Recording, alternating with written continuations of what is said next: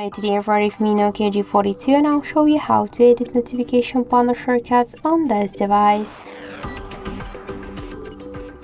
So open first the control panel, and if you want to add here some options or remove some of them, or just to change their positions, we should click to this edit icon.